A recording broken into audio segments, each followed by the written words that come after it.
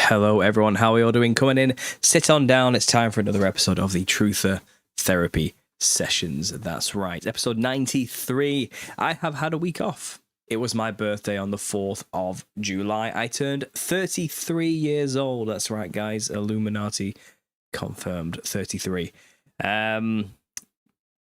It's been one of those weeks where I just decided I am just taking the week off. I just don't want to do anything at all.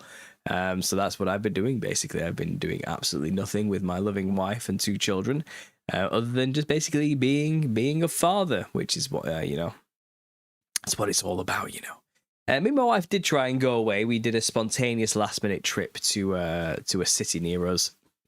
And, when you've got a 6-month-old and a 3.5-year-old, they always say you can still do anything you used to do before kids, and now it's just ruined. And I think there's some truth to that. It was just terrible. Don't get me wrong, the hotel was lovely just for one night. It was a really nice room. Nothing to complain about. The city's falling apart. It's completely fallen. England has fallen, that's for sure. It was like a third world country. Not safe at all in any way, shape or form. Definitely check my pockets every 3 seconds. And, trying to do that while also being an easy target because you're trying to look after 2 kids at the same time and you're constantly distracted. Yeah, a lot of that was just an issue, but we still had a relatively good time. But then trying to get 2 kids to fall asleep in a hotel room turns out is a whole operation which we need to wrap our heads around. But other than that, it is what it is. But I'm back now, and I did say in my post about this, I would also take some of this downtime to focus on the audiobook for the Nephilim Looked Like Clowns, and that's what I've kind of been finalizing today, boxing off today, kind of rounding off, and I'm currently in the middle of the process of uploading that new transcript, ready for the audiobook, to KPD right now. So actually, maybe I should share the screen with you. Maybe I can show you some of this. So this is a bit of behind the scenes tea, a bit how the sausage is made, shall we say. But if we look into this here, this is what you're looking at here is Kindle Direct Publishing. This is kind of how it works. So this is my behind the scenes thing. So what this is, I've just uploaded a brand new transcript. Second edition of the Nephilim Looked Like Clowns, shall we say. This is what has been produced after doing the full audiobook reading, making minor edits as I read, because I realised the flow is just terrible in some places. Commas just in the wrong places, capital letters where there shouldn't be capital letters, just general editing issues which didn't get caught in the original proofreading process, which have just kind of been corrected, basically.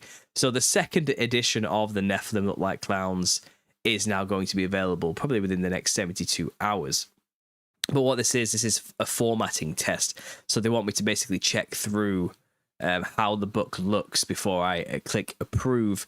So if I go here, just skipping through pages, what I'm really looking for is like, does a page suddenly end randomly with like one word on a page?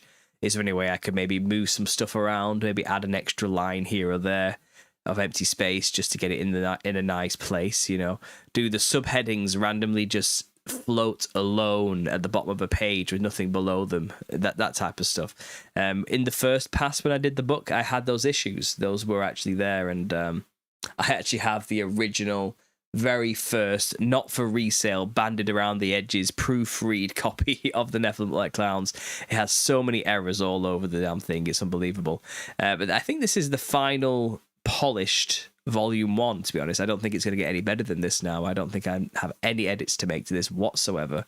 I think we've nailed it. So all I need to do now is just quickly skip through the 330 pages, funnily enough, another 33 thrown in there. I did not plan for that, guys. I think the original transcript was 328 pages. So I've gained 2 extra pages from all the edits from the looks of things, which has put me in a precarious position now. And now everybody's going to think I'm obviously some kind of paid agent shill. Here we go. It looks like everything looks good to me here, to be honest. I think everything's in the right place.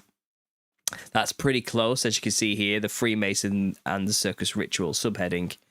It only has 2 lines underneath it. That's better than nothing. If there was nothing, I'd have to go and change the transcript, which isn't ideal. So far, everything looks pretty good to me. I've not had any issues. Fingers crossed this past... Oh, there we go. Clowns of the Mystic Shrine is right there at the bottom. Can you see? That's pretty irritating, isn't it?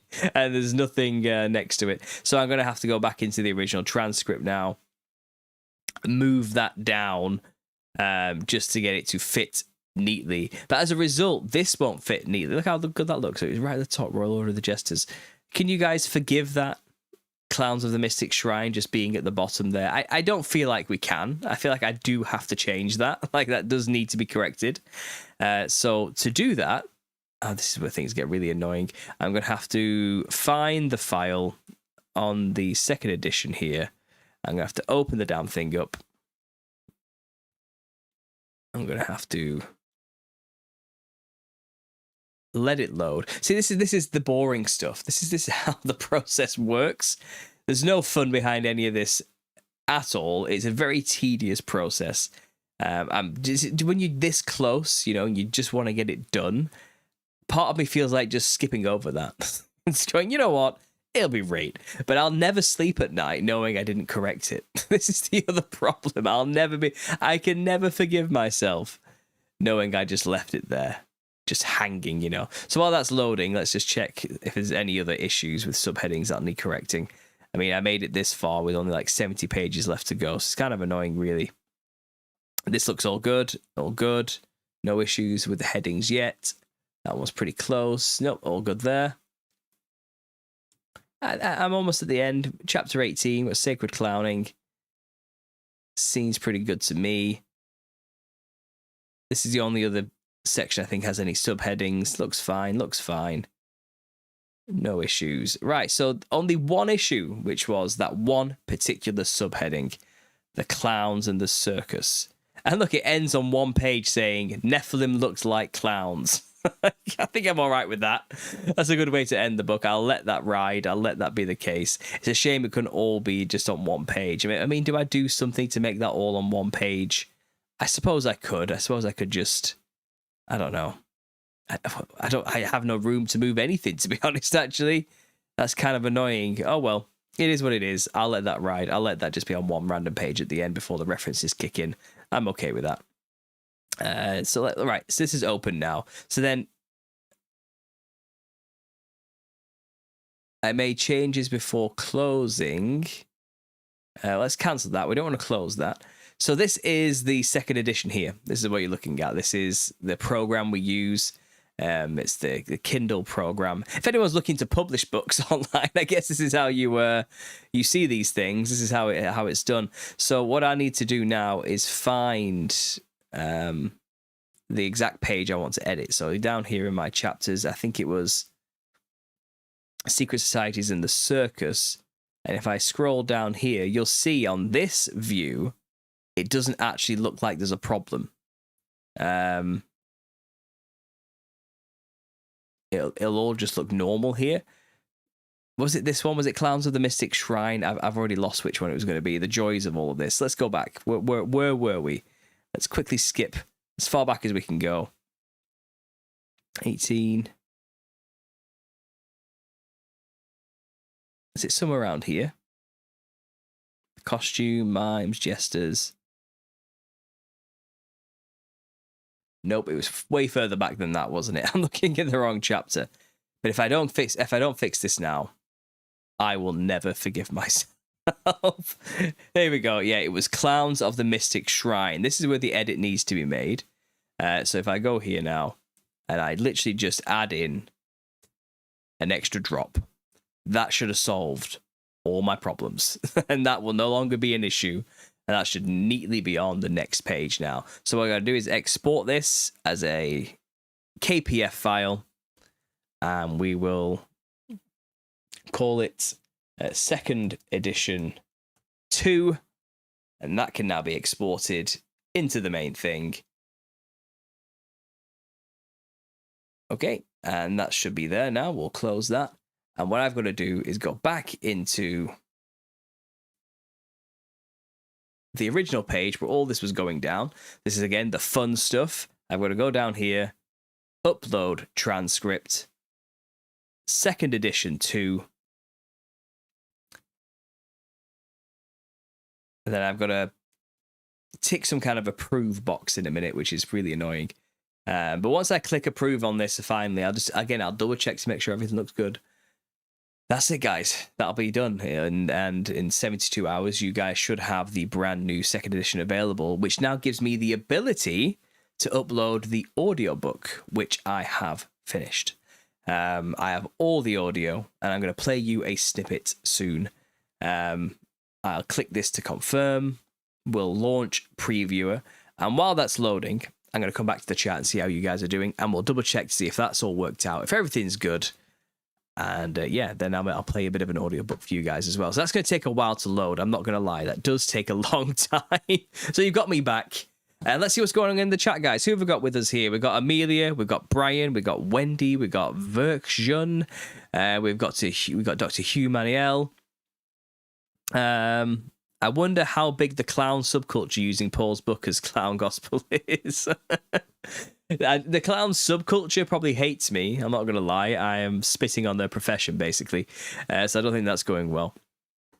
When I was writing my thesis, says Tarita Cirque, a glossary of movie terminology, I numbered the words at the end and it came to 666. These things happen, you know, what can you do? I need to get a Cult of Con hat and JT hat, says Mad Pax. Is Cult of Con in the house? He's here. Good to see you, Connor. We got Pepe Sylvia. We got Miles. Miles, have you done your show yet? Have you done your little in defense of the little season theory thing yet? Let me know if that's happened. We got Carmen Struder here as well. I was just on Carmen's podcast over on her YouTube channel as well, if you want to go listen to that. We had a discussion about the art industry and the art world and my new channel, Understanding Creativity. If you haven't checked that out already, go and check that out. Go and subscribe. It was a great talk. We had a lot of fun. It was a good back and forth, and I think it's I'm going to upload it to my channel maybe in a week or so you guys can listen to it. But go over to Carmen's channel, show some love. It was definitely a different conversation than you'll normally hear me have on this channel, that's for sure. I did enjoy it very much. Yeah, we got Sebastian in the house as well. All the usual faces. Good to see you guys. Oh, we've got the crew. The party bus has rocked up, as we say. Seems like a very tedious process. Thank you for your hard work, brother, says Wendy. You have no idea how tedious it is. This is the end of the tedium. Like, I have had to see, the thing is, the transcript's the transcript, and that's made in a document, a Word document, okay?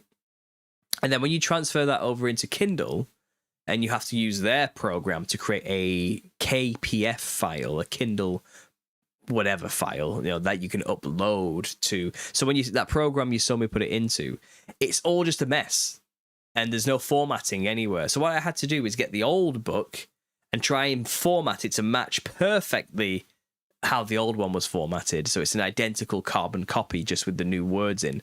And that took me literally about 4 hours today just to go through and make sure everything is as it was. And as you can see, there was one issue. That one title was just touching the bottom and needed moving down. So that's good. That was the only issue. I'm happy that was the only issue, Wendy, that we just found. And let's go back to it. Let's see. Right, so we can look for approval again now. Let's see if that was fixed, shall we? So here's the screen. Here's the program. Okay, and we're going to skip through to that exact point, and we're going to see if it fixed. Okay, so let me just very quickly skip through. I think we were chapter 15 or something? Where are we at? We're at chapter 8. We're at chapter 9, chapter 10, 12, 13, 14, Origin of the Clown. Clowns of the Mystic Shrine is now, come on, please be good. Be good to me. Okay, Secret Societies in the Circus.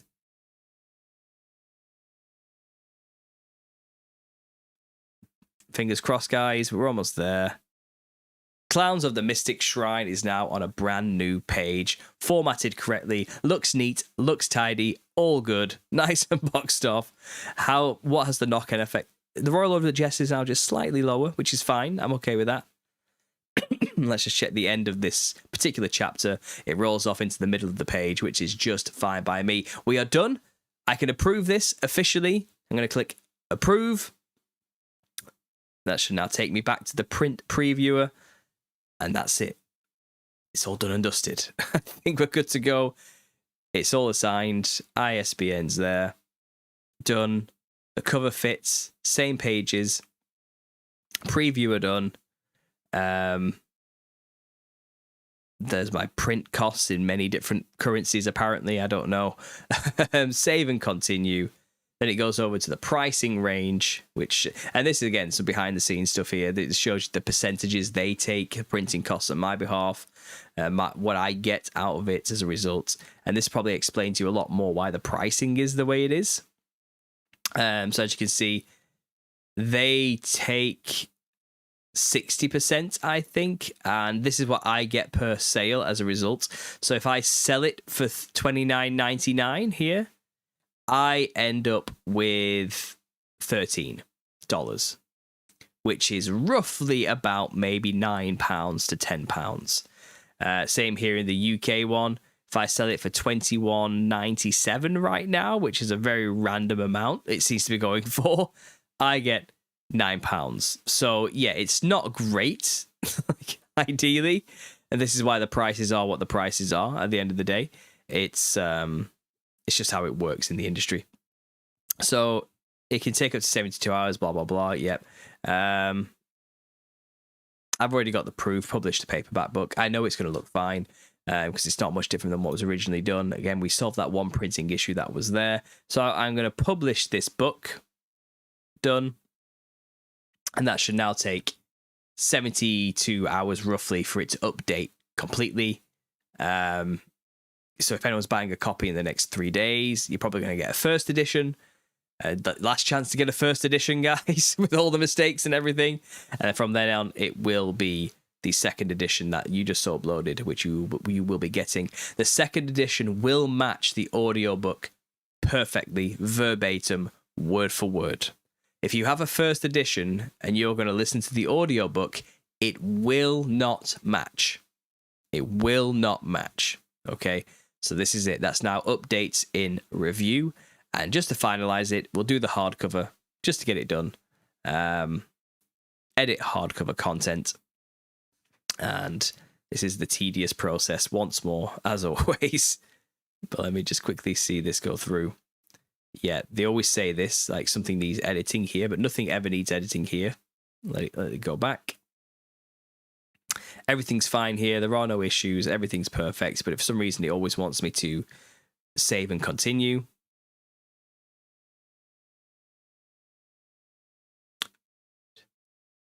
Honestly, the tedium. I'm sure you guys are loving this one, but I've got to do it. This is the only time I have to do it. Like I said, I took the time off, so now I've wasted time. So let's go back to upload manuscript. Second edition 2, the one with the correction. And while that's uploading, I'm going to have to click yes or no on something down here because I've uploaded a brand new manuscript. Good stuff. So I'm going to have to click confirm here that everything I say is true. We're going to launch that previewer, let it load, and I'm coming back to you guys now. And that's it. That'll all be done. Even the ebook has already been sorted as well. So the long process. Now, I needed to do this. I needed to get this done now for the second book. So I know that book now is done. I don't have to go back to that ever again. It's finished, you know. So I can feel confident with the second book, when that gets published, I'm going to do the audiobook before I release the second book as well. Only simply because the audiobook is a perfect proofreading process, because I hear what it sounds like when it's said out loud. I can hear the flow of the sentence. I can hear where everything needs to be, comma wise, punctuation wise, and because you're hyper focused, you see the mistakes as well, spelling mistakes, like say capitalization issues, emphasis issues, italics issues, things like this.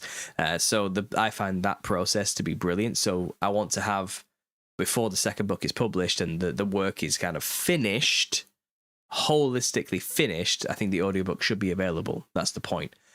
So everyone can, the whole body works, they're available in every format for everybody to have. That's kind of my thought process.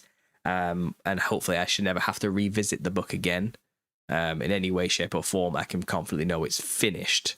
I think the audiobook reading is handy, and that's a good reason to do it as well. So like I said, I've had about 3 to 4 chapters written of the second book. It is on its way, but now that's done, I can wholly just focus now, conscience clear, on like the quality of the product people are getting from the first volume, just on nothing but second book stuff now. So that's what all my spare time is going to be on. And again, thanks for the patience of all of those who supported this project a year ago and then some with the GoFundMe. I know it's been 2 years in the making just to get this far. When you're on your own, self-publishing, it's a lot of work, you know, and I'm not creating a crappy product here. Like this is a lot of research, this is a lot of work, you know, as you are seeing. And so what I'll do soon, guys, I'm going to share with you just some of the audiobook, just so you can hear what it's going to sound like. One thing I will say is this is another thing I'm going to have to do later, maybe after this show, and obviously something I'm going to have to do in the future. Maybe tomorrow, maybe Tuesday, I get a chance to do some work as well. I'm going to have to run the audio through a program. I'm going to use one called Descript, which is really handy, which has a great filter that kind of edits out the problems and makes it audiobook quality for ACX production, which is what Amazon requires. So the audio you're going to hear in this show will sound just like me talking to you through this microphone now. But the audio you're going to get in the audiobook will sound smoother, no pops. It'll have the perfect ear balance going on. Everything will just be, there'll be a nice background noise to make it sound consistent, no harsh silences. It's going to be processed to the point where it sounds like a real warm audiobook quality. What you're going to hear today is just the pure raw me talking into the microphone version. But it gives you a good idea of what the dictation is going to be like. M8257 says, so Paul, you're not doing the little season stuff anymore, right? I mean, no, I'm not going to be producing much more content on the little season. I'll bring it up every now and then. I'm still a believer, you know, and I'll still consider things in light of the little season with everything I do in researching conspiracy. But I'm a multi-topic conspiracy channel, and the little season is just one topic. And I'm not pigeonholing myself into just one thing. I have this project, the Nephilim Looked Like Clowns project, to continue. There's more videos and that are going to come out about that. The next video I'm working on, which is going to be from the audiobook, is on the Royal Order of the Jesters. And I'm going to make a next episode for the Nephilim Looked Like Clowns on the Royal Order of the Jesters with a lot of images and the audiobook recording to back it up. And I suppose in a way that's a good way to promote the audiobook once it's for sale as well. Go and buy the full book here, audio here, if you want to listen to the rest of it. But I'm going to keep producing more of the Nephilim Clown stuff. I'm not finished with this work yet. I think I got a bit sidetracked, split focus. I need to finish what I started with this first. But no, I think I'll always be a believer in the little season subject. I'll always be a defender of it. I'll always be there to offer my 2 cents when necessary, but I'm not a little season channel. I never was. It's just, it's a topic that got me for a while, encapsulated my imagination. So there we go. That's all I can really say on that topic, to be honest. Stoked to hear what you're doing with the book, man. Thanks, Connor. So let's just do a final check. I think it should have come up now. It has come up now. Let me just share the screen with you. Here it is. This is for the hardcover. As you can see, the bleed margins are a bit bigger. The formatting was done a lot differently on this cover. I think it's all in the right place from the looks of it. It doesn't look like anything's out of line or where it shouldn't be. Nope, it's all good. Everything's still as it should be, which I'm happy about. Nothing's crossing over any lines. It's like an extra 2 pages hasn't knocked anything out of whack at all, from what I can see. That's okay with me. I'm happy with that. And let's just quickly skip through. The content should be identical. I don't think the size of the book changes in any way when it comes to hardcover. Again, I'm just looking for any subheadings to be in an odd place. It can happen. And I think so far, so good. I'm not seeing any issues yet. Let's just keep going. I've got to do this pass. I've got to do it just for posterity. That subheading's in the right place there. Good stuff. I'm happy with this. Happy with this. Let's keep going. I think, again, no more subheadings now until we get to a bit further along. That one was good. That one was good.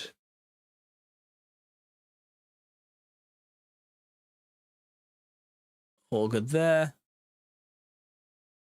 Nearly there, guys. This was the one where we had an issue. Let's have a check if it's okay on this version. Freemasons and the circus ritual. Clowns of the Mystic Shrine on the right page. So the format's pretty much the same all round. I'm happy with that. We're almost at the end here. Costume, yep, mimes, jesters, all good. Got the Hat Man, and yeah, I'm happy with this. I think it's going quite well. It's pretty good. What was that one there? Was that an issue I just saw? Then at the very last moment, did I see a heading problem? Nope. Machine elves are just fine. Experience there. It looks like ayahuasca's on a good line. There's one line at the bottom here, but that's just the start of a paragraph. That's okay by me. And then chapter 20, conclusion.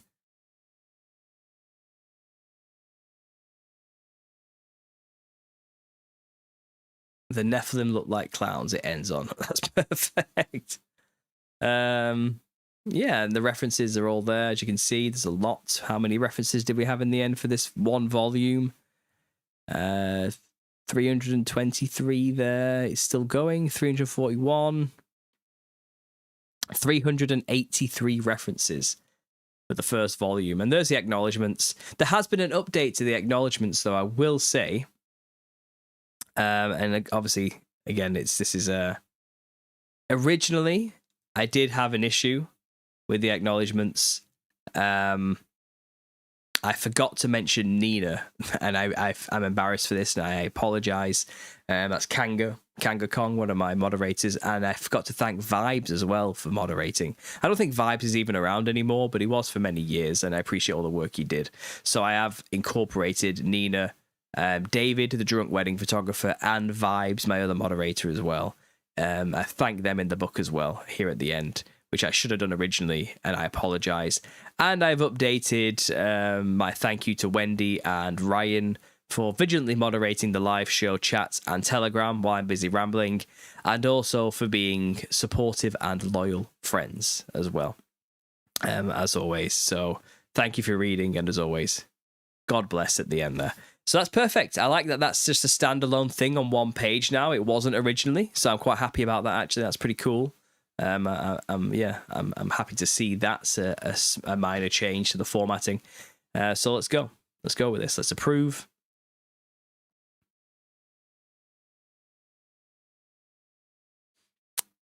And that should be off. I just need to save and continue.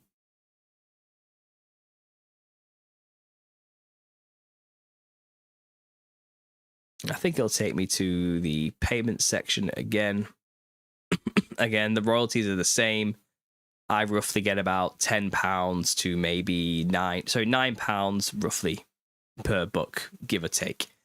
So that's why the price is slightly increased for the hardcover, but I still get the same as if you bought a paperback. That's how it works. I don't get any more money. It's kind of annoying, really. But that's what you do when you have to use a company like this to publish your book, you know. But now I've done this, I will be able to now link an audiobook to the this version here, the Kindle ebook, which is the same as those manuscripts you just uploaded to the hardcover and paperbacks. So now that's all processing. This gives me time now, a few days, to get the audiobook sorted, and that should be available either midweek or by next week. So yeah, the audiobook is right around the corner, guys. That's just the behind the scenes of YouTube for you there as well. But yeah, fascinating. Yeah, there we go. The audiobook is right around the corner. It's going to happen. Things are in motion. Wheels are in motion. The wife, your cover design is fire. That's right. My wife helped me design the cover for this book. That's right. I had some terrible ideas about color choices, and she definitely told me they were terrible, and I took her at value. I really like what you're doing on the creativity channel. Not kid friendly, but super interesting, says Donica. I'm glad you like it, Donica. Yeah, it's a wild ride over there. Are you thinking about a little season book? No, I'm not. I'm not going to write a little season book. There's plenty of books already written about that. I don't need to beat a dead horse, to be honest. It looks like he's not wearing a shirt. No, I'm wearing like a salmony pink shirt today. That's what's going on. I've gone for summer colours, you know, more of a pastoral palette, shall we say? Yeah, my wife's in the chat.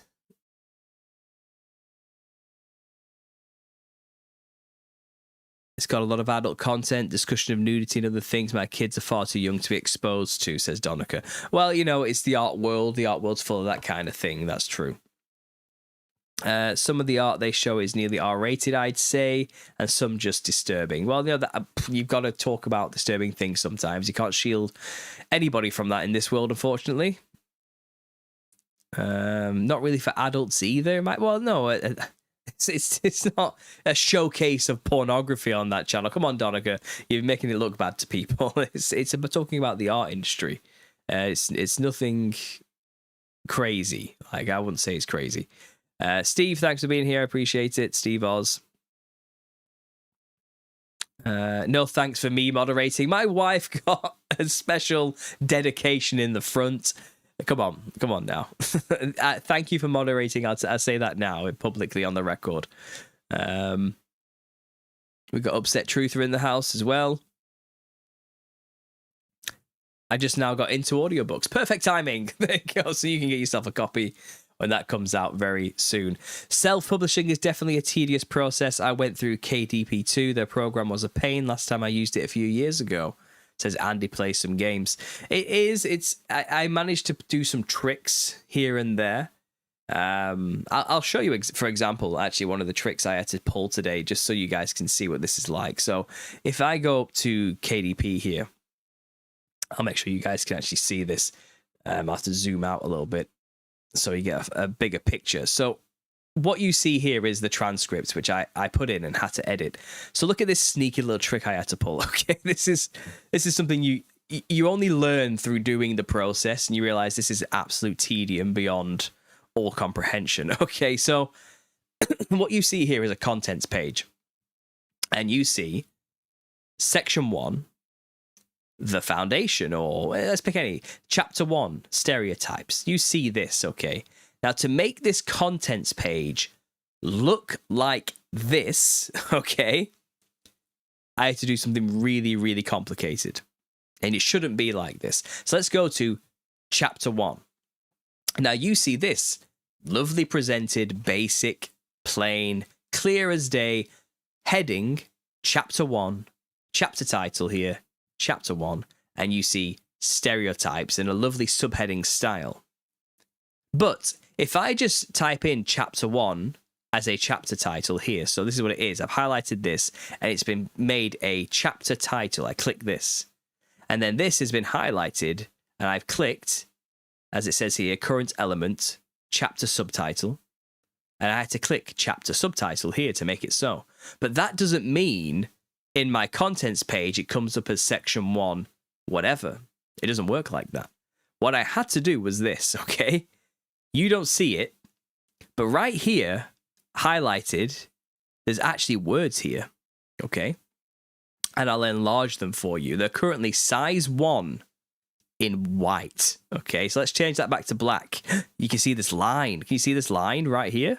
right in the middle of the page. Let's just make this size 25. There's the word stereotypes. Okay, and a hyphen as well to boot, which has not quite been highlighted. Let's just get that hyphen, shall we? We can't miss out on the hyphen. Where is it? I think I've almost got it. It's like size 1 font, so it's a slither. There it is. Let's just put that back in. 25. Oh, my hyphen's disappeared, whatever. So what I have to do, chapter 1 stereotypes in contents page appears like that because I have stereotypes there. Okay, but I don't want you to see stereotypes twice. So what I have to do is make it size 1 so it's invisible, barely. And to get rid of that black line, I've got to make it white. And that's how I get my contents page to say chapter 1 stereotypes while also maintaining this looking nice and fresh. And I imagine having to go through every single chapter and doing that. That's right, there's a hidden thing here on every single page that you will not see in print because I've made it white and made it size 1. Okay, but that's what I had to do. I had to go through every single one and do that because when you upload the transcript, none of that's formatted. It doesn't look like that. It doesn't look anything like that at all. It's it's long. It's a long process, and I've done it for you. I've done it. I've done the best I can. So there you go. Yeah, these are things you just gotta do. You have to work with the program and find little hacks to make it look good using Kindle's basic program. Or you can make PDF files where you've done the editing yourself, and you make it look how you want to look as an image, and then you send the images in, and you print the images straight. But I find if you can play with the program and mess around with the settings and do what you can get a decent looking book out of it. And that's the best I did there. That's the best I could do anyway. Will you be putting the book on Audible? It will be on Audible. Yeah, it'll be linked to Amazon. That's how it's all going through there. I may find other avenues to put the book through. I may offer it to my patrons, maybe as a one-off product they can buy, maybe as an alternative option. I'm going to see what I can do about rights, if it's exclusively Audible or not, and what percentages they offer based on these type of things as well. There's a whole process I'm going to have to go through yet, just on the audiobook side, which I have not even dealt with or tackled with fully. I just have the raw book said, and I've relatively got the levels to where they need to be. Wait, so everyone without a wrench is unloved? Is that what you're saying? Well, no, I was just thanking those who were with me from the start, who have been there since the beginning. That's what that's all about. Connor, you can earn a thank you in the book one day, Maybe the second volume, you'll get a thank you if you're still around moderating for me. Back then, I didn't need a table of contents in my book, yeah.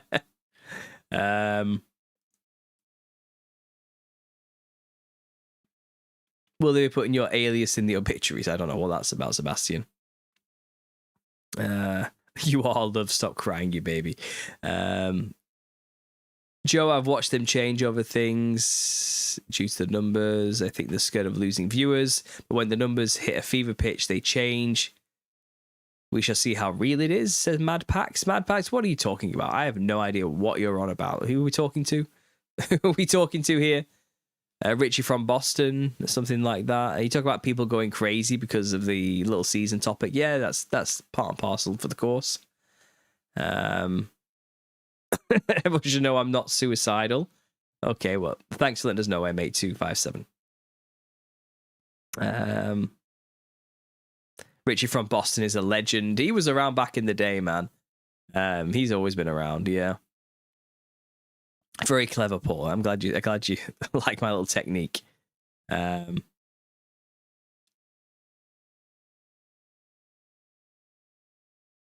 you ever contacted the author David Irving of Irving Books? He might be able to help you do it cheaper, says Steve Oz. No, I've not. I mean, right now, Amazon has the wider people looking for books. I know it's sad and it's not great to have to work with big multi-conglomerate corporations who want to monopolize the entire system, but that's where the people are. That's where the audience is, and that's where the books get sold easily, And my book is doing well on Amazon now. It's well ingrained. It's 4.8 out of 5 stars on Amazon. It's got a good 168 reviews on there now. It's sold thousands of copies. It's doing well on there. It's getting promoted and pushed and offers and things. So I'm gonna have to. I kind of stuck with them now. I didn't know when I published the book it would skyrocket so much. Like I didn't predict any of that. But it's if it isn't broke, why fix it? Is kind of my philosophy on this one right now. So that's all. I'm just gonna stick to Amazon for now. Who knows in the future though? I could always just pull it from Amazon and sell it somewhere else if something comes along, if some publisher offers me a great deal. But publishers who have approached me, they have terrible rates. They offer you like 10%. It's actually really bad sometimes, to be honest. It's not great. And they try and say it to you like, like, oh, this is like, we have the distribution and all this type of stuff. It's like, well, do you though? Do you really? You're reliant on talent, really. The book will only sell as well as the talent is available. So I don't know about that,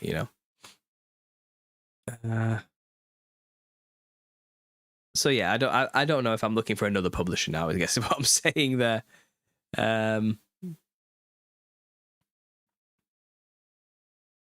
It's $2 way over your monthly budget. I don't know what that's about.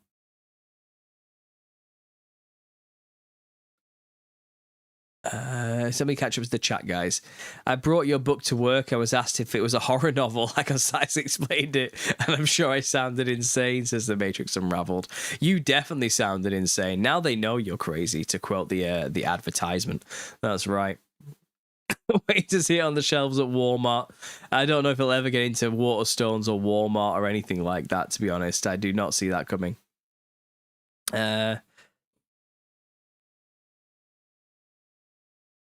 Richie was predicting the 4th of July big event. If it doesn't happen, it's because he exposed it. Well, isn't that convenient, Richie from Boston? Yeah.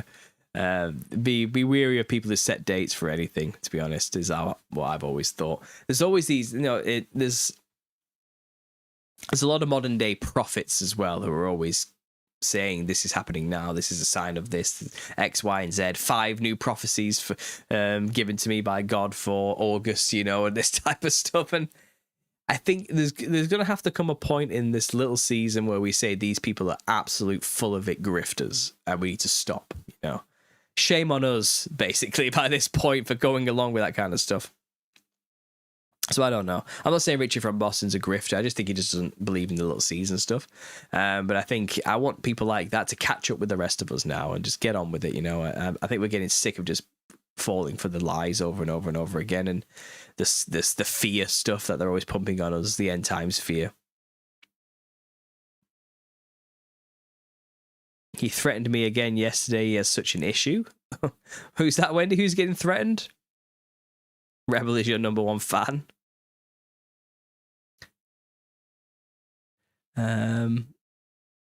The truth is scarier than fiction. Yeah. I should start making those kinds of statements, says Cultical. What statements are we making here? Have I missed something, or are we talking to me? I don't know.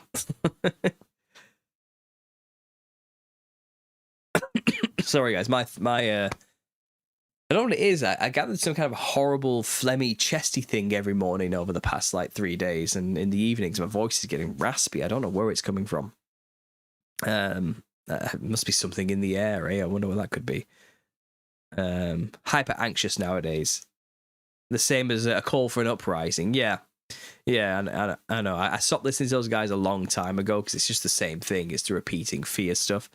So I don't know. I don't know if I can. I can't go back to listening to that kind of thing anymore. I want to kind of progress forward a little bit.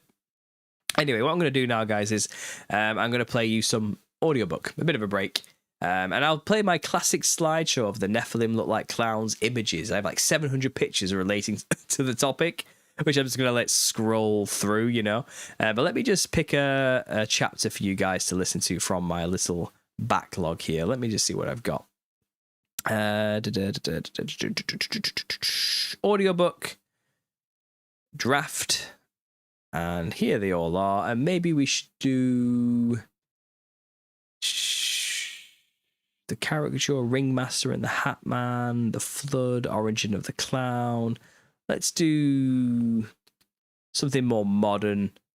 Maybe Should we do DMT Jesters? No, it's like an hour long. Let's not do that one. Chapter 16, the caricature. Maybe we should do the Hatman, another Ringmaster. I don't know if I'm going to do the Ringmaster and the Hatman. I want it to be more Nephilim Clown related. Modern encounters, perhaps, talking about Bigfoot. Secret societies and the clowns. We've done that plenty of times, haven't we?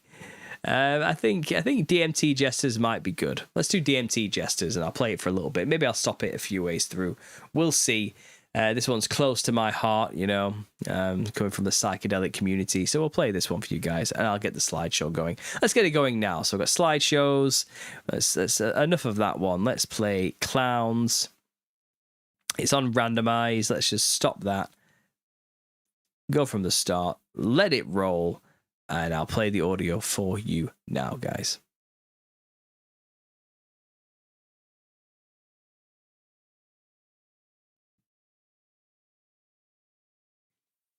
Chapter 19. DMT Jesters. Psychedelic Testimony. What you are about to read is a contextual supplement for the current chapter. You can skip to the following subheading if this testimony is of no value for your research purposes. These words are a partial testimony of how I came out of the psychedelic community and found true spirituality by returning to Christ. I have always conveyed the psychedelic experience as clearly as I can for those who may be curious to know these things, but also to help those who are still heavy users reconsider their actions.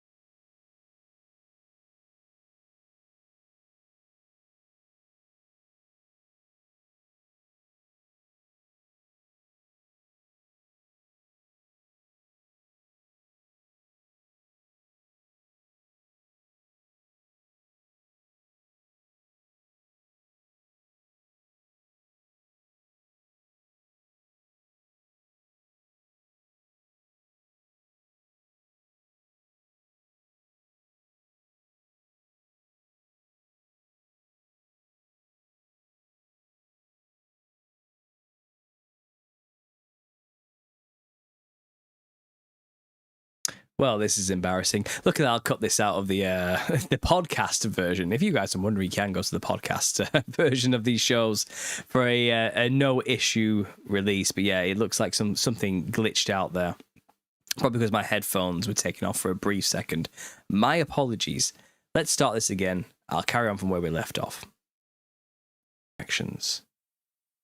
Most of my early work online was a love letter to the community of self-proclaimed consciousness explorers who turned to these substances to find some semblance of spirituality in an otherwise cruel and confusing existence. My desire for these experiences was a burning need to see conclusively with my eyes that there was more to existence than what my mere five senses asserted. I was steeping myself in Eastern philosophies, mystery wisdoms, and hedonistic tendencies in search of the immediate sense experience of something transcendent. I had no patience for the New Age types with their incense, chakra alignments, and orgone energy pyramids. I wasn't hanging dream catchers over my bed or going out to have a journey of self-discovery in the Amazonian rainforest. I didn't get alchemical tattoos, grow out some dreadlocks, or gain a strange affinity to go barefoot wherever grass was present. I took it upon myself to explore numerous psychedelic substances from a strictly experimental and logically scientific, for as much as that was possible, angle. Starting at the age of 17 with Salvia divinorum, each drug was documented in my brain bank of experiences as I attempted to categorize each vision before moving on to the next, all the while going deeper and harder into the entheogen experience. These experiences were not simply a fun way to pass the time. They were my sole focus and subject matter for my art, which I produced during my undergraduate degree in fine art at Lincoln University between 2011 and 2014. If I weren't microdosing LSD every day or mixing it with MDMA in the evening, I was maintaining a steady state of in the now through continuous use of cannabis. Sex was not just a sacred moment between two people creating a bond of commitment, but a base desire and tool to further explore states of mind in conjunction with these chemicals. The hunger for knowledge far outweighed the consequences that could arise from playing with these powerful entheogens, and nobody could convince me otherwise. Yet, as wild as my late teens and early 20s were, I eventually reached a breakthrough in a way I never considered possible when I began my excursion into the astral planes. I was born again.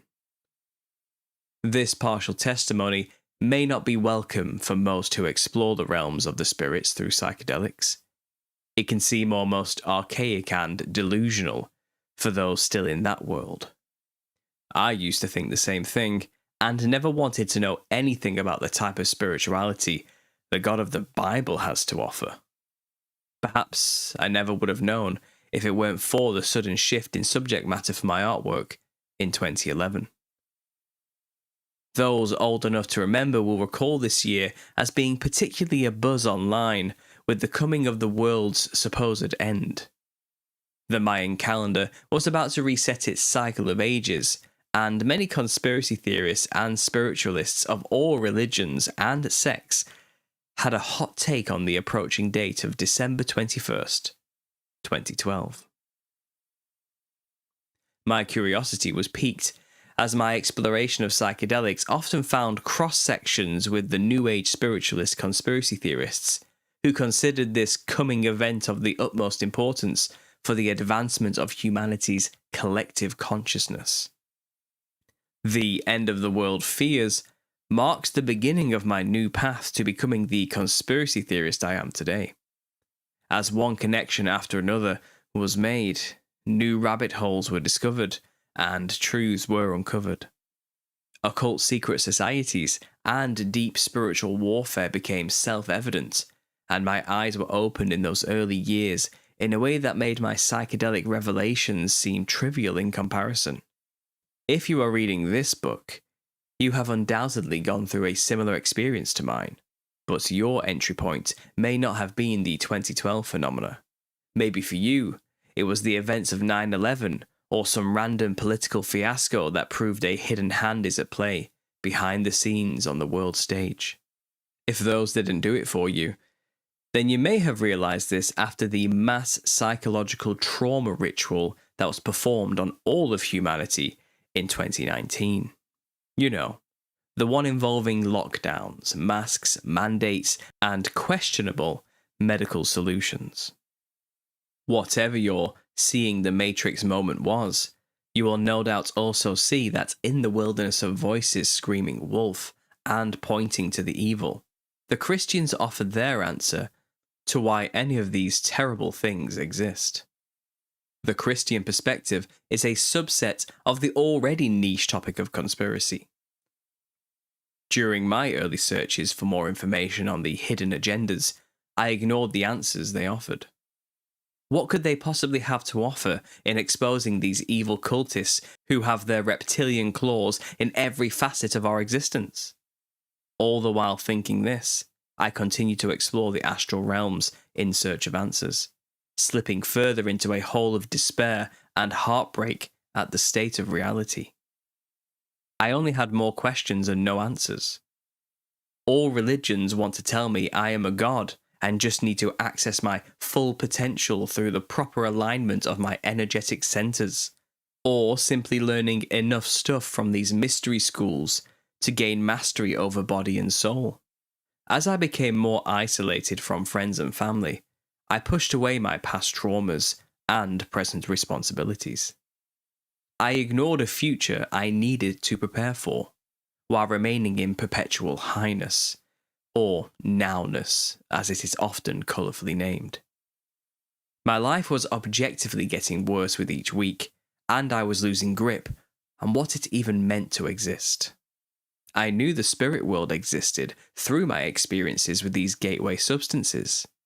I didn't know how to contextualize it in any way that made sense of the current reality I was embodied within. It was made all the more difficult to understand as I continued my conspiratorial research. The Christian perspective had always provided me with hints and clues to the truth of Christ whenever I stumbled upon one of the many end times videos scattered throughout the maze of information available on YouTube at the time. I knew a spiritual dimension existed, as I had visited the place thrice through entheogens. I also realized that if the controllers believed in Satan as an actual entity, then God must be real too.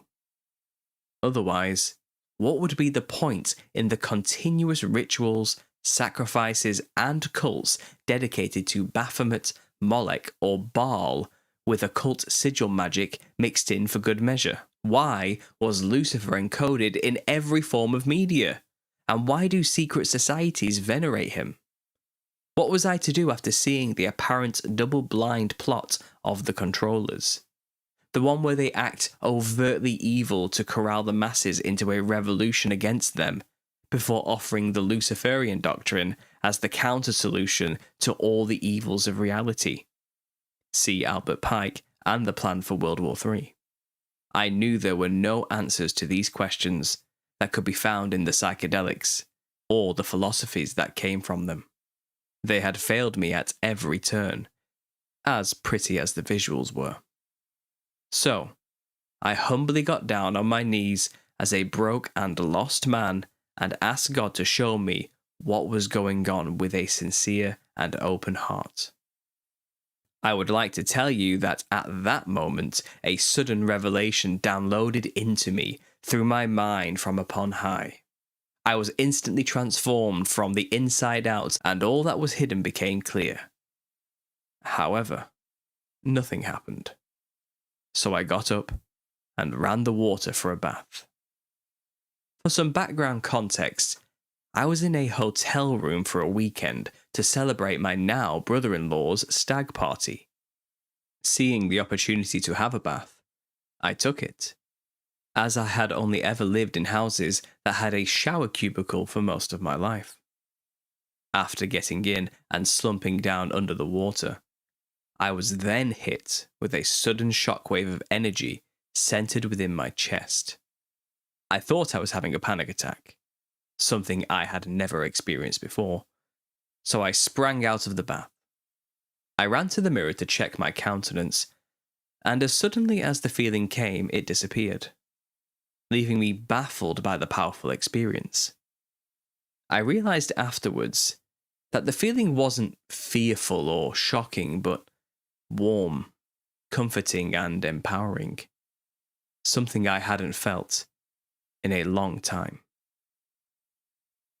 Whether or not I inadvertently baptized myself that night is up for debate. I can only relay my experience as it happened. You can make of it what you want. But I can say I was a new person from that day forward, and I never touched another psychedelic compound or hard drug again. My feelings towards cannabis and nicotine were no longer amicable, but instead, a spirit of guilt and remorse took over me whenever I continued to use these things. 2 years after March 2014, I quit cannabis cold turkey in July 2016. I switched from tobacco to an electric cigarette and began lowering the strength of the nicotine. I entirely quit this 15-year addiction in March of 2023 and have otherwise remained completely sober. Yes, it took nearly a decade for God to perform a work in me through the continuous conviction of the Holy Spirit to free me from all my addictions. I began to read the Word in a new way, with an almost childlike wonder, as new revelations and ideas were opened to me. All my pressing questions about creation, the spiritual realms, and the world's evils were answered, and then some. My life began to improve objectively, and in a tangible way that can be quantified. I had more money due to quitting my expensive habits, and I found a job where I rose in rank. People relied on me as I became a leader within the company. I finally had a purpose I otherwise couldn't see before, which was now reflected in how I carried myself. I had a child, got married, and built a home. I became financially independent after I developed a YouTube channel where I can share my thoughts and ideas. I now contribute more research to the broader conspiracy community through the clowns and other controversial topics. None of this would be possible if I hadn't asked God to help me that night in 2014. For all the positives that came my way from God once I was saved, this was also when the enemy showed their true colours. I say that literally, because this is when I saw my first DMT jester. During a flashback, a popular term for describing unprovoked visions from the astral realm when sober, over 1 year after taking my last hit of DMT, I was thrust in front of a black and white striped giant, looking down on me with its wide purple-lipped grimace and glowing oval eyes. I recognized instantly the spirit realm I had visited so many times in my explorative years. For the first time, I was witnessing the other, who never revealed themselves to me before I was sober. Its form was a part of and separated from the psychedelic, ever-shifting surroundings. The top of its head was a flurry of almost spider-leg-like curves, similar to the cap of a stereotypical jester, though this was no hat, but rather the shape of its very being. As I stared at this awe-inspiring monstrosity, I barely had the time to process the situation before being pulled back home to solid matter and embodied forms. This vision never left me as I continued my walk with Christ, and it would become a huge influence in creating the Nephilim Looked Like Clowns theory. Many more strange and frightening occurrences happened after this, including repeated nightmares involving murderous and torturous shadow entities, and a visit from the Hat Man. But the most critical and final event which solidified my faith in Jesus and seemingly freed me from demonic oppression was in 2016, 2 months after quitting my 8-year-long dependency on cannabis. As I sat in my parents' living room, with our family dog sleeping next to my thigh, I was suddenly overwhelmed with paralysis of my limbs and torso. I flopped onto the armrest as darkness crept in from the periphery of my vision, closing in on the center. The room began to spin uncontrollably into a psychedelic mandala pattern, and my soul felt as though it was being torn from my body towards it. I could feel the presence of something that was trying to kill me, with a malevolent purpose and disdain for my very existence. I could do nothing with my last ounce of willpower but utter the words, "Jesus, save me."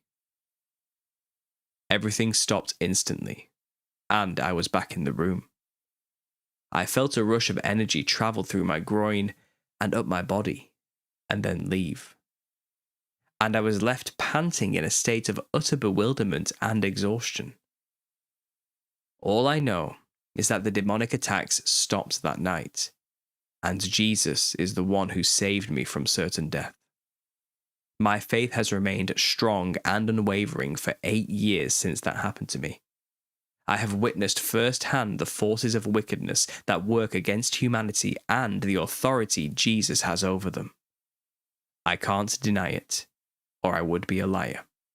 And everyone who knows me tells me I'm not very good at lying. Did the demonic attacks only begin after I started to quit all the drugs as a last-ditch effort to kill me before I realized my authority in Christ over them? Or was it simply an "if we can't have you, no one can" type scenario after I fasted the parasites out of my body and stopped feeding their addictions and desires through my vessel? I can't answer for sure, but I learned that demons only reveal themselves when they deem it necessary. And if I had never found Christ, they would have never revealed themselves to me had I continued to use DMT. I was too high risk for them to attempt to manipulate me with words openly because I wouldn't have believed anything they told me. I was already steeped in the knowledge of Christianity and the Nephilim, with a sincere desire to seek them out and test the boundaries. Foolishly, of course. It was wise of them to remain out of sight, to keep me in disbelief or ignorant of their existence. This way, I may have maintained the secular perspective of, it's all psychological, not spiritual, and they could have continued to use me for their pleasures undetected. Jesus clearly had other plans, as I feel my witnessing of the jester in a controlled and protected setting was his doing. Maybe to lead to the creation of this book you're reading today, but that's just a theory. This story of my personal experience with the psychedelic realms has been told to make it clear, before you continue in this chapter, that I do understand where those who continue to use these substances are coming from. I do not assert that these entities, who are on the other side of the veil, are demonic lightly or in ignorance, but as someone who has spent the better part of their life attempting to understand the spiritual nature of our reality through direct sensory experience. Much more can be said about the change I experienced after I found Christ and was born again. While trying not to sound too pretentious and self-aggrandizing, I know I was a selfish, arrogant, naive, broke, and perverted bastard who had no forgiveness for anybody and was only out for myself. I also know if my old self could see me today, he would scoff at the sober, calm, forgiving, and patient married father I've become. Ayahuasca. Costume and dance have always been the main staples for summoning spirits. There is one more tool, however, that can be efficiently utilized by anyone wishing to access the spirit realm, regardless of their training in the mystical arts: psychedelics. This method, for most native cultures, is considered.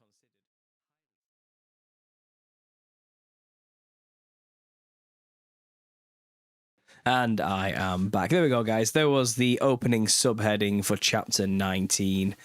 the psychedelic testimony. And again, that's not really relevant to the rest of the chapter, but it does go on now to talk about ayahuasca, the experience of ayahuasca, the origin of ayahuasca, where it comes from, the DMT experience, the popularization of the DMT experience through media throughout the past half century, and then going into trip reports of DMT trip reports, and then going into DMT jesters, encounters with clown-like entities in the DMT realm. So that's a very pertinent topic for the whole thing, and that's towards the end of the book.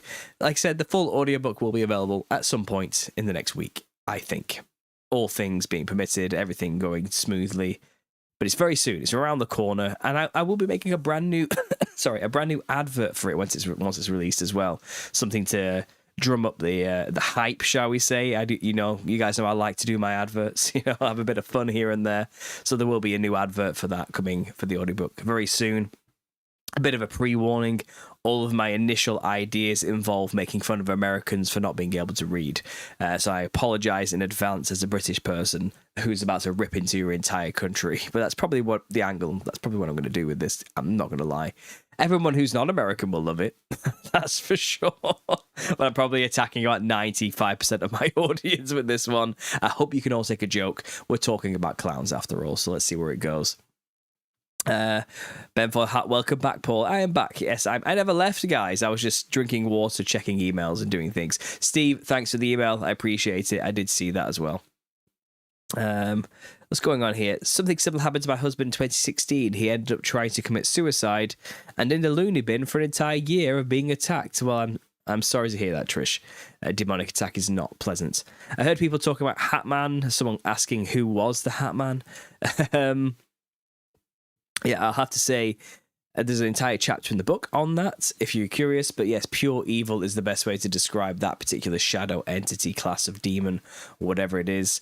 And yes, someone did mention there, people who take enough Benadryl or diphenhydramine, I think it's called, is the chemical, will definitely end up going to the realm of the Hat Man, where he is supreme, called Ariel, as they believe in their little weird underground subculture. And it turns out he is a real perniciously evil, horrible, disgusting thing that exists in the world. And I had my own encounter with him, which led me to discovering him and discovering that thousands of people, if not millions of people, have encountered this thing. And I had no prior knowledge of him prior to my own encounter. It's very disturbing. I actually have a video on my channel called The Hat Man, A Demonic Encounter, which shows visually my entire experience of what happened to me when he came into my life. Not good. And I believe our very own Wendy found my work through her own research into the Hat Man. So that's good to know, Wendy. a shared trauma we have there of some kind. Yeah. That was great, even after reading the book, says Trish. Well, there you go. Like I said, that's actually second edition stuff you're hearing there. Put it this way, if you have a first edition of the Nephilim Looked Like Clowns, good for you, limited edition. But you're not going to get any new information buying the second edition. It will just match the audiobook perfectly. I haven't added new information or removed any information. It's just going to flow better. It's slightly different in style, just ever so different in where words are placed a little bit, but the information is still the same, so you're not missing anything. Sorry guys, my chest is going here. All after quitting cannabis too. Yeah, that's what. Yeah, they all come at you when you quit the vices that the demons love so much. That's true. Spiritual warfare is real. I don't get offended by Brits because I still know I'm better than them, says Curtis. Well, keep kidding yourself. What's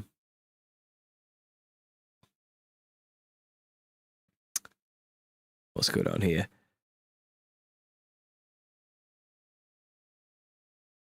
I'll have to find that video. Sounds interesting, says Stephen. Yeah, I mean, a lot of people have encountered the Hat Man. Let's put it that way. It's a common demonic entity. And it literally is a man in a hat. That's what it looks like, with a big trench coat. It's really strange, and it's always the same. And people have this experience with no prior knowledge of it. You know, I am theorizing. Sorry, the Matrix Unraveled asked, is the Hatman linked to Haitian voodoo, Papa Legba? Yeah, I believe so. I think it's part and parcel of the same entity. But that itself, Papa Legba, is actually just a copy of a Freemasonic costume. Because Haitian voodoo is a blend of French Catholicism, Freemasonry, and African Vodun religion, which is ancestor spirit worship. And those three things blended together creates Haitian voodoo. Okay? And Haitian voodoo, like Papa Legba, or Baron Samedi, shall we say, is dressed in traditional riding crop / Freemasonic costume and suit and tie with the black top hat. But he goes purple instead, Papa Legba, and Baron Samedi, his son, in the Guide family pantheon, which is what the Haitians kind of follow. So it's really it links back to Freemasonry. And then you have to question, why do the Freemasons dress that way? Well, they claim that the hat represents the crown of Solomon. And Solomon is built the temple, and they say with the help of an architect called Hiram Abiff, but at the same time, through some Jewish traditions and mythos, he had a ring that helps him build the temple by using demons he summoned with the ring and ordering them and controlling them with the ring to build the temple, his Solomon's temple. And traditionally, Freemasons wear a black top hat to represent the king, Solomon, and only the leader of the lodge is allowed to wear the black top hat. So that's the traditional story, but I'm wondering if the black top hat is a means to channel or summon or communicate with this particular entity in the spirit realm, which is the Hatman. And people have said the Hatman is Satan. They've gone straight there and said, he is the devil. He's literally the devil. That's what he looks like. I don't know about that. I'm starting to feel like the Hatman might be like a lawyer or an accountant of the spirit world. He deals with the legality of issues. He's not like a foot soldier. He's like a pen pusher of the spirit realm. I feel like that's what we're dealing with here. He comes to collect. He's the tax man. You know what I mean? If you have a spiritual contract, he makes sure it's legally fulfilled. I feel like he's that type of guy. That's my working theory on whatever the hell's going on with that thing.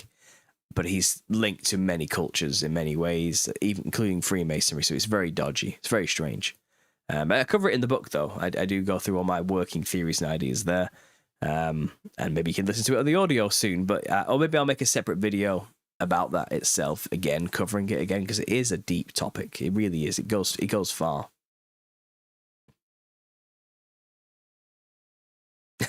Oh yeah, Connor is in the acknowledgements sections of the book. Conman is there in the special acknowledgements. That's true. Right, I've been going for 1 hour 20, guys. It's gone past midnight for me, so this is late. Like I said, this is just dipping my toes back in the water after having a bit of a break, catching up with you guys, sharing some updates on where we're at with the book. A bit of therapy for me, a bit of back and forth, answering a few questions. So thanks for being here. I really appreciate it, but I'm gonna have to get going. I'm gonna have to get some sleep, catch up on some sleep, rest my voice. As you can hear, it is going. If I go any further, I won't be able to speak tomorrow. So I'm gonna have to get going. I'm gonna take my son to the dentist. I've got stuff to do, errands to run, the life to live, the rest of it. So yeah, guys, keep an eye out for the next volume of the Nephilim Looked Like Clowns. The second edition will be available for you to purchase any day now, and keep an eye out for the release of the audiobook. I will be doing all the appropriate announcements, of course, a special show to promote it or something. I don't know what we'll do, but that's going to be available very soon. I'll be back with more usual scheduled videos now coming for the channel. I'll try and post a bit of introspection videos here and there. Some more tips of truth is coming. The usual live shows on Wednesdays and Sundays, as always. Special guests, again, I'm going to try and do what I can there. I'm on some podcast visits coming up. I was just on one today with Carmen Struder. I'm on another one from Across the Pond podcast on Wednesday. So we'll be kind of sharing them here and there with you guys as they come along and come and go. And yeah, like I said, lots more to come, as always. Check out the new channel, Understanding Creativity. There's lots more presentations coming soon there. Pablo Picasso is next in the line of occult artist reviews. Visiting artists, I have our very own Elizabeth from Rejoice Artworks. She was a guest sharing her story and sharing some of her work as well. That'll be coming on that channel as well. So there's plenty more things there. If you want to support me, consider joining the Patreon. Go buy a book. The PayPal's available as well. There's many ways to support me. All links are down below. Anything at all, guys, I will appreciate. I did just have a week off where I posted no content whatsoever. Believe it or not, as a self-employed YouTuber, that is practically suicide when it comes to money. So if anyone wants to help me with the shortfall, I'll appreciate anything at all. I'm not going to lie. So there we go. We've breezed through Shill Town, and the next stop is another Shill thing. I'm going to play an advert for the Nephilim Looked Like Clowns book just for fun, and then we're going to leave this show where it is, guys. So thanks for listening, and as always, God bless.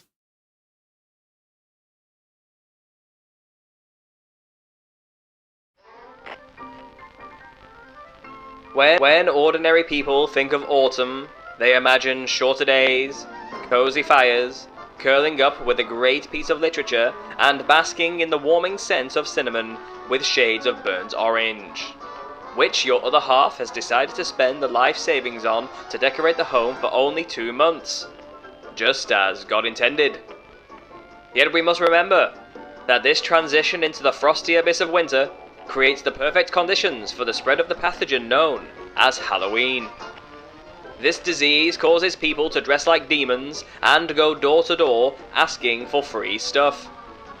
This public service announcement aims to give you the correct tool to help you deal with these contagious commie behaviors when they manifest in your local community.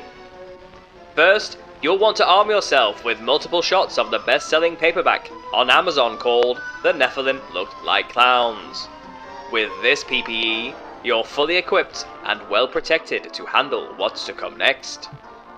Second, have a pumpkin spice latte and white girl autumn your time away in knitted cream shackets and pilgrim hats, because soon enough, Samhain begins.